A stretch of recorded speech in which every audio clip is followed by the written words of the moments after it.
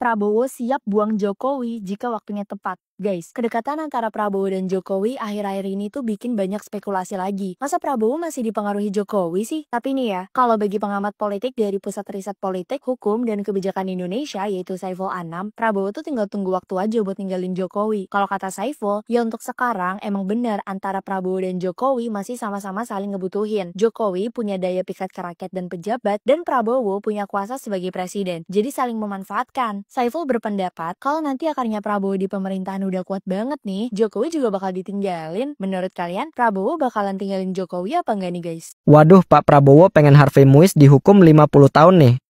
Jadi ini sebenarnya pernyataan Presiden Prabowo waktu hadir di acara Musrembangnas di Gedung Bappenas hari ini, di mana dalam kesempatan pidatonya Pak Prabowo sempat nyinggung soal pemberantasan korupsi. Dia bilang, harusnya kalau udah jelas-jelas merugikan negara ratusan triliun, vonisnya jangan ringan dong. Bahkan Pak Prabowo menyebut vonis 50 tahun penjara untuk memberikan efek jera, meski nggak nyebut Harvey Muiz secara langsung. Tapi kita sudah paham lah kalau yang dimaksud Pak Prabowo ini soal kasus korupsi timah itu. Saya mohon ya, kalau sudah jelas melanggar, jelas mengakibatkan kerugian triliunan, ya semua unsurlah. Terutama juga hakim-hakim, ya vonisnya jangan terlalu ringan lah.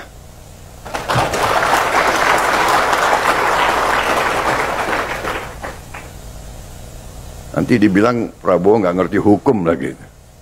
Tapi rakyat pun ngerti, rakyat di pinggir jalan ngerti. Ngerampok triliunan, kalau triliunan, ratusan triliun. Vonisnya sekian tahun.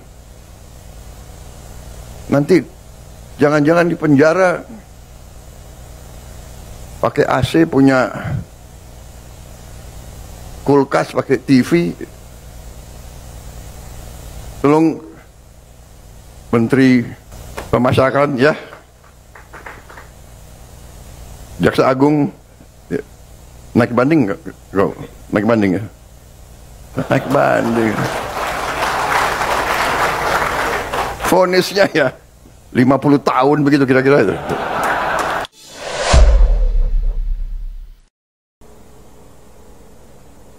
Ada beberapa hal. Semua, mari kita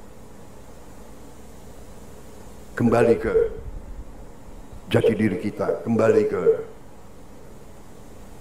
17 Agustus 45, cita-cita pendiri bangsa kita. Saya tidak mau nyalahkan siapapun, ini kesalahan kolektif kita. Mari kita bersihkan. Makanya saya katakan, aparat pemerintahan kita gunakan ini untuk membersihkan diri, untuk membenahi diri sebelum nanti rakyat yang membersihkan kita. Lebih baik kita bersihkan diri kita sendiri. Ini juga kalimat yang penting. Ajakan Pak Prabowo kepada para bawahannya, mari kita membersihkan diri. Bersihkan diri kita sebelum kita dibersihkan oleh rakyat. Artinya, kedaulatan rakyat ini betul-betul disampaikan lagi. Walaupun agak-agak implisit oleh Pak Prabowo ya. Kedaulatan rakyat yang menentukan. Ketika rakyat punya kehendak, maka pemerintah harus melakukannya. Dan keinginan rakyat di mana-mana sama. Mereka ingin diperlakukan secara adil, mereka ingin diayomi oleh aparat, oleh penegak hukum, oleh pemerintah, bukan kemudian diinjak-injak karena miskin. Kemudian yang kaya raya dijilat-jilat demi mendapatkan harta dari orang kaya itu. Pak Prabowo menyampaikan ini, saya kira ini menjadi satu statement penting untuk kita dengarkan, untuk kita ingat-ingat. Prabowo tadi menyampaikan, rakyat kita sudah pintar, orang-orang di jalan juga sudah pintar, mereka pegang gadget semua, ini senjata kita. Dan ini sudah diakui oleh Prabowo. Jadi saya yakin sekali Pak Prabowo akan mendengar apa kehendak rakyat yang muncul dari media sosial. Karena yang mudah didengar adalah ekspresi yang ada di media sosial. Maka itulah yang terus kita manfaatkan, terus kita ingatkan ke Pak Prabowo. Begitu ya. Sehingga Pak Prabowo bukan hanya omon-omon saja, kan gitu. Kang SJ, Pak Prabowo satu-satunya pemimpin Indonesia yang tak pernah tersentuh 9 naga. Oh ya, amin. Kita aminkan, mudah-mudahan benar itu. Oke. Lanjut. Rakyat Indonesia sekarang tidak bodoh, mereka pinter-pinter. Semua orang punya gadget. Sudah lain, ini bukan 30 tahun yang lalu, ya kan? Ini bukan 20 tahun yang lalu. Jadi saudara-saudara, Musreng Bangnas ini saya gunakan kesempatan ini untuk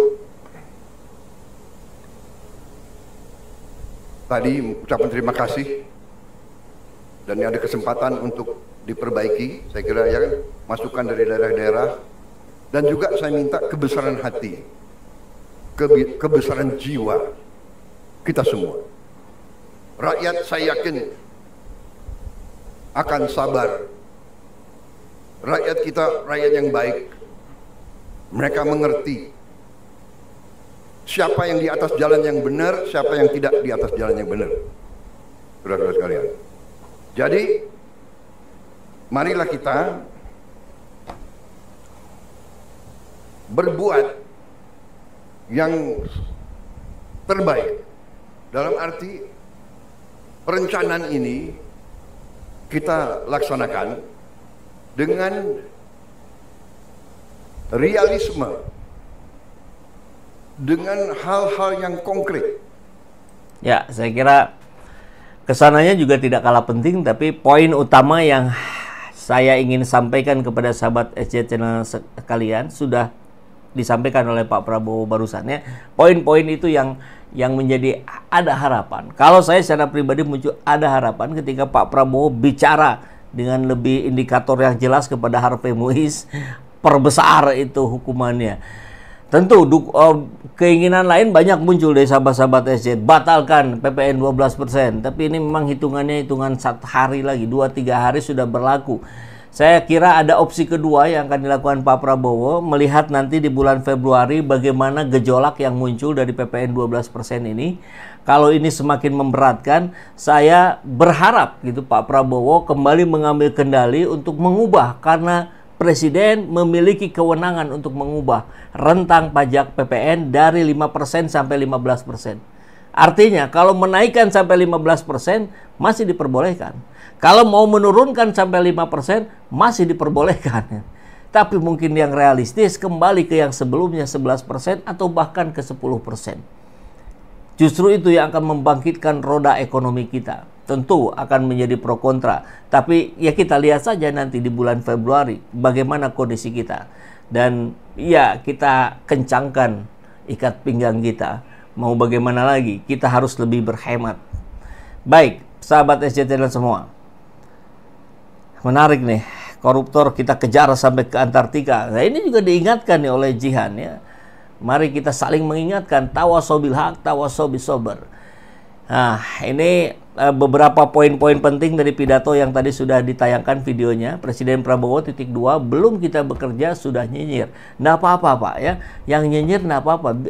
Itu akan menjadi koridor ya, agar apa yang mereka nyinyirin itu tidak terjadi pada pemerintahan Bapak. Saya kira itu cara positive thinking yang baik untuk kebijaksanaan seorang presiden.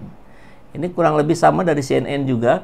Prabowo sindir, profesor nyinyir, mental rendah diri, titik 2, anggap diri pintar. Nah apa-apa Pak, biarin ya. Yang pasti fokus Bapak jangan ke sana. Fokus Bapak yang itu jadikan masukan, jadikan kerangka, acuan gitu. Agar tidak, kan begitu. Kalau ada yang bilang kita jelek, buruk, negatif, ya gampangnya apa? Ya kita buktikan saja dalam realita bahwa saya tidak seperti yang dibicarakan. Kan begitu. Sebaliknya kalau dipuji, kita nggak merasa, sudah kita buktikan saja bahwa perilaku kita sama dengan pujian dia.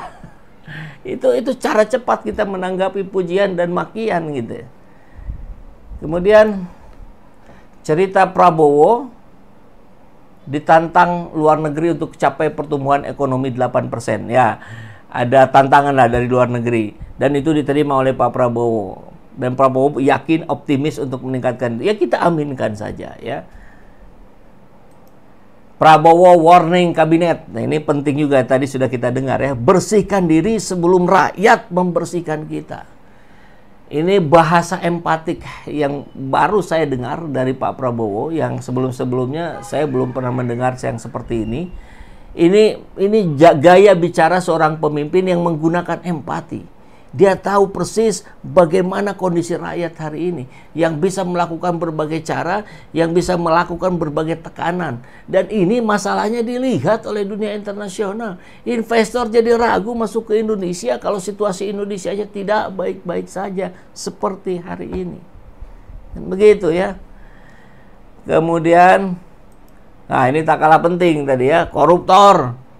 Jangan terlalu ringan dihukum. Nah, ini cuplikannya. Kita dengar lagi. Saya mohon ya, kalau sudah jelas melanggar, jelas mengakibatkan kerugian triliunan, ya semua unsurlah. Terutama juga hakim-hakim yang vonisnya jangan terlalu ringan lah.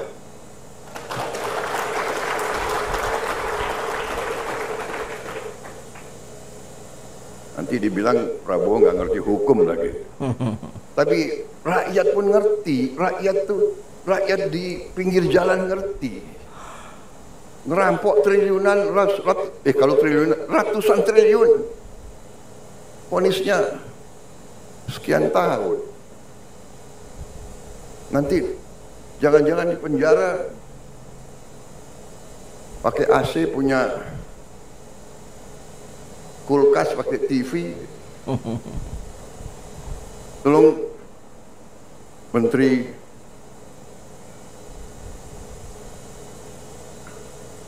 Pemasaran ya, Jaksa Agung naik banding nggak? Naik banding ya? Naik banding. Vonisnya ya 50 tahun begitu kira-kira.